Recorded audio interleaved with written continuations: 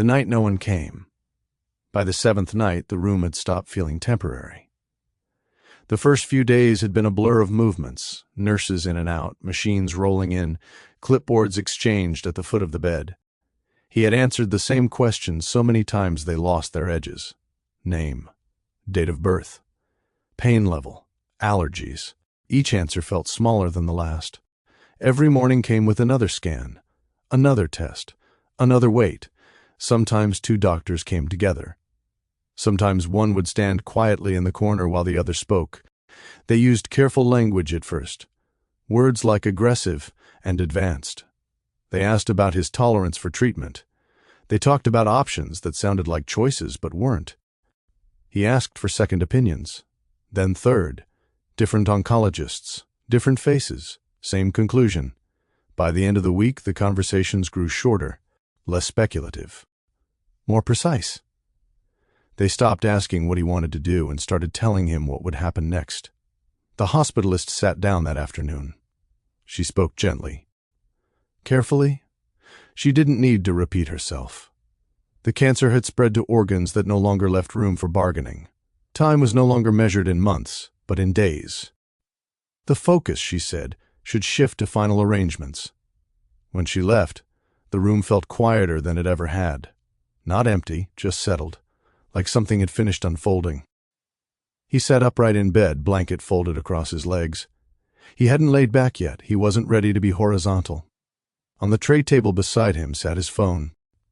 He'd moved it there deliberately days ago, screen facing up. Volume turned up all the way. He needed to hear it if it rang. He needed to know. He picked it up and scrolled. The first message had gone out 3 days earlier. Short, direct, no apology, no explanation. I'm in the hospital. It's serious. He'd added the name of the hospital, the floor, and the room number. He hadn't wanted confusion. He hadn't wanted excuses. He sent it to people he still loved. People whose names he hadn't said out loud in a while. People he knew he had disappointed. People whose trust he had cracked open slowly, over years, without meaning to. He told himself it was honesty, not urgency. But after he pressed send, he didn't put the phone down. He waited. Some messages came back. Polite ones, concerned ones. Words that hovered just short of closeness.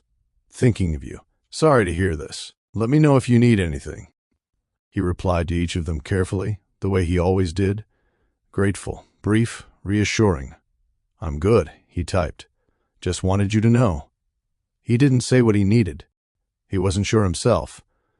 He wasn't sure if he was waiting for comfort, support, a loving word, or simply a hand to hold, something he couldn't remember giving anyone else when it mattered.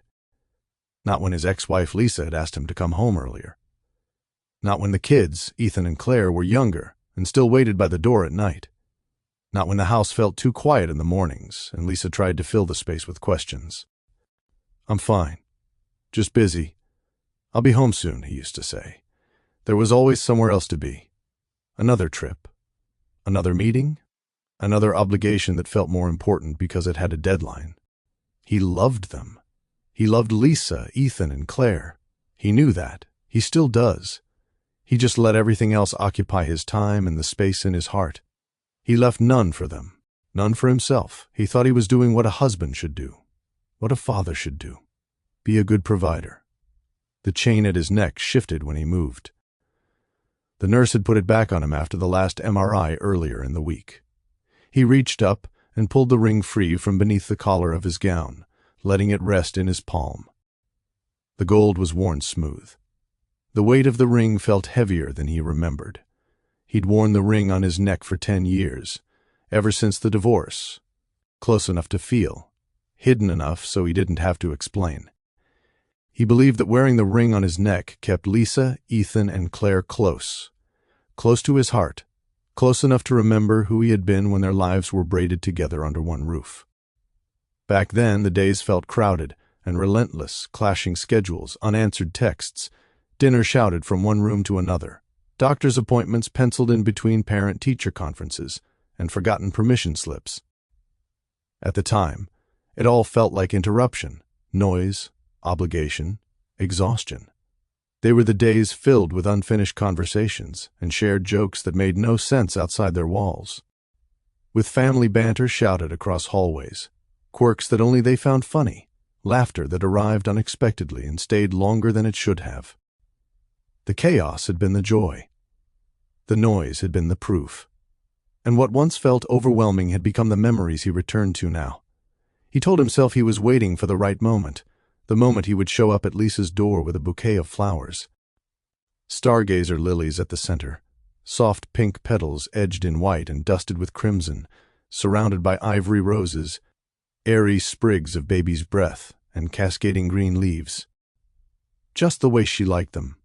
A dinner date. Maybe he'd take her to a musical or a small comedy club. Something familiar, something that felt like before.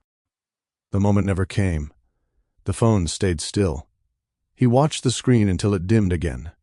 Outside the window, the city went dark in sections, lights shutting off floor by floor like a long exhale. He tried again. Another message, this one unsent. He typed, "I don't have much time." He erased it. He thought of Lisa again, how she used to sit on the edge of the bed in the mornings, tying her hair back while he checked emails. Ethan and Claire would still be asleep. The house would be quiet in that hopeful way, full of possibility. She would talk to him then about ordinary things. What to make for dinner, a note from school, something funny one of the kids had said. He answered without looking up. He had been there, just not present. The pain came suddenly, sharp enough to make him close his eyes. He wondered what Lisa would think if she came, whether she would sit in the chair by the window, hands folded in her lap. Would she reach for him? Would she give him a hug or a kiss? She had always loved to hug and kiss. He wondered if she still wore her usual perfume, citrus and amber. He wondered if Ethan and Claire, grown now, would stand in the doorway first, unsure how close to get. He wondered if they would come at all. The clock on the wall moved louder than it needed to. Somewhere down the hall, a cart rattled past and disappeared. A voice laughed briefly, then faded out. He checked the phone again. No new messages, no missed calls. He placed it back on the tray, screen up, volume high. He adjusted it so he could see it clearly from the bed. He waited. Minutes passed, then more. The night settled deeper into the building. The room took on that late-hour stillness that belonged only to hospitals, awake, but emptied of urgency and warmth. He thought of all the times he'd been unreachable, all the dinners he'd missed, all the calls he'd let ring because he was driving, or working, or tired. All the nights he let Lisa sleep alone because he had to finish a project or prepare for a meeting. All the times he told himself he would make it up later. Later had always felt generous. Later when work slowed down. Later when he had more time. He hadn't meant to disappear. He had just assumed he would always be allowed to return. The knock came softly. 2 orderlies stood in the doorway, calm and professional, hands resting easily at their sides. Their name tags read Willow Creek Hospice. One of them was pushing an empty wheelchair. They told him it was time. He nodded and slipped the phone into his pocket without checking it again. As they helped him stand, the chain on his neck shifted, and the ring slipped from his hand, striking the floor once before bouncing into the narrow space behind the door. One of the orderlies reacted. He bent down, peering behind the door, reaching for it. "Don't," he said. They paused, unsure of what to do next. "I'll get it myself," he said firmly but not unkind. Slowly, carefully, he took a few steps. The diagnosis had made his body stiff, each movement painful and deliberate. He swung the door gently, just enough to see behind it. The ring lay near the wall, small and still. He bent down inch by inch, back tightening, knees aching, his head throbbing as his fingers reached toward the floor. The men moved instinctively to steady him. "Don't," he said again. "I have to do this alone." They stepped back. He was almost there, fingers only inches away, when his knees gave out.